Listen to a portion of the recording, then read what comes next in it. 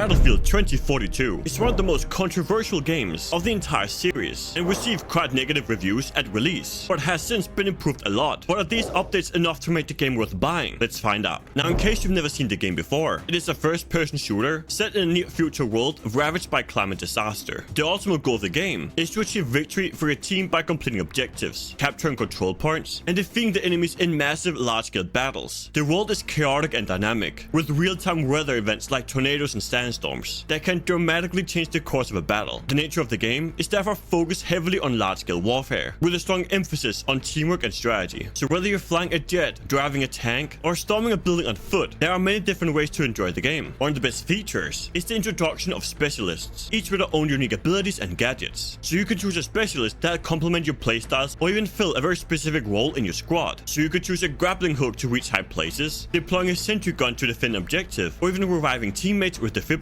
This feature, combined with the game's massive maps and dynamic events, is what makes the game stand out. But in terms of the main gameplay, it is all about large-scale multiplayer battles, where teamwork, strategy, and quick thinking are essential. You can choose many different modes, like Conquest, where the objective is to capture and hold multiple control points spread across the entire map. And the game is quite often characterized by its dynamic nature, with real-time events like tornadoes and sandstorms. The game will therefore heavily cater to those who enjoy tactical warfare, fast-paced action, and a blend of vehicle and infantry combat. Now, when you first start playing the game, you'd want to focus on the basic mechanics. This would be the shooting, driving vehicles, and capturing objectives. However, as you progress and become more advanced, you'd want to lean heavily into mastering the mechanics of your specialist and still impact the game significantly. The game also features many types of vehicles, anywhere from tanks and helicopters to futuristic hovercrafts. So these vehicles provide a crucial role in the game, where you can quickly move across the large map, provide firepower support, or even engage in dogfights in disguise. So as you can tell, the game has pretty good replayability due to the dynamic gameplay, the large maps, and the varied game modes. Then on top of it, you add the unpredictable elements like the weather events and the wide range of specialists that ensures there are many things to learn, as you can continually experiment with different strategies and loadouts and refining your skills over time. Additionally, the game even includes the portal mode, where you can create and play custom game modes using assets and maps from previous Battlefield titles. You can experiment with different eras of Battlefield history or create entirely new game types. And that brings me to my next point, the game's progression system. And it's all about unlocking new weapons, gadgets, and cosmetic items as you gain experience throughout the entire game. So when you first start out, you have a quite limited selection of weapons and gadgets. However, as you play the game, you capture points and earn kills, you'll gain experience points, and these allow you to level up. And on every level up, you'll unlock new weapons, attachments, and specialists, gradually expanding your arsenal and giving you more options to customize your loadout. So the early game is all about learning the basic mechanics and figuring out the weapons and gadgets. As you then progress, you'll unlock more advanced weapons and equipment, allowing for a ton of experimentation with different playstyles but also strategies. And then by the end game, you'll have access to a ton of tools and options, giving you a ton of flexibility to suit your exact playstyle, or even adapt it to a very specific situation. Exploration and map knowledge is also massive in the game, as you must be able to navigate these massive maps effectively and use the terrain to your advantage. So knowing the map layout, including key choke points, high grounds, and even potential ambush spots, give you a significant edge. So overall, the progression system is designed to keep you engaged by gradually unlocking new content and allowing you to experiment with different playstyles. And that brings me to my next point, the game's most unique and interesting feature, and that would definitely be the dynamic weather system. So unlike many other FPS games, where the environments are static, in this game, the weather system will make every match unpredictable to adapt to constantly changing conditions. For example, a tornado could suddenly appear and sweep across the entire battlefield, pulling in debris, vehicles, and even players. These events add a good level of intensity and excitement to the gameplay, as you must not only fight the enemies, but also navigate the powerful natural forces. And as you can probably imagine, this means there's a lot to learn and master, which brings me to my next point, the game's difficulty. And the game is honestly quite tough when you first start out, but it's also designed to be rewarding for those who stick with it. The game won't hold your hand much, and especially not during the intense multiplayer battles, where quick thinking and strategy are crucial. When you first start out, you might also find yourself overwhelmed by the sheer scale of the maps, the number of players, and the complexity of managing your different specialists, the vehicles, and objectives all at once. So the game definitely caters more to those who enjoy large-scale team-based shooters, and if you're willing to learn a lot through trial and error. So while it might be tough for newcomers, the game rewards patience, learning, and adaptation. Now, as you can tell by this video, the game has quite impressive graphics, and that brings me to my next point, the graphics, the sound, and atmosphere. So the graphics really bring the large-scale battle to life, where the environments are quite detailed and realistic. This could be seen anywhere, from the sprawling urban landscapes to the vast open deserts. Then on top of it, you add the dynamic weather effects, like like the tornadoes and sandstorms that really add to the visuals and make the battlefield feel alive and unpredictable. The sound design is equally as impressive, with the echoing gunfire, the rumbling of tanks, and the howl of wind during a storm, all contributing to an intense atmosphere. The music is also quite energetic and fits well with the fast-paced action. Now, with that being said, the game is not perfect, and there are several pros and cons that we must cover. The first pro has to be the specialist system. Every specialist have unique abilities and gadgets that allows for way more diverse and personalized gameplay. So whether you prefer playing as a medic, an engineer, or a sniper, you can find a role that suits your playstyle exactly, really allowing a lot for creativity and strategy use. The next pro is the large-scale battles. It is quite well done. With up to 128 players, the battles feel both intense but also chaotic. The scale of these battles, combined with a variety of vehicles and specialists, for an experience that is quite thrilling, but also quite deep in terms of strategy. And the final pro is the dynamic weather and environments. And they offer a quite unique twist to the gameplay, making every match unpredictable. This could be events like tornadoes and sandstorm that can change the entire flow of battle in an instant, really keeping you on your toes and adding to the overall immersion. And now for the cons. The first con has to be the learning curve. This game can be quite challenging when you first start out, especially if you never played a Battlefield game before, as the large maps, the complex system, and the fast-paced action might be quite overwhelming at first, and will require a lot of try and error to master, which could definitely be a barrier of entry if you're looking for a more straightforward casual game. And the other con is the technical issues.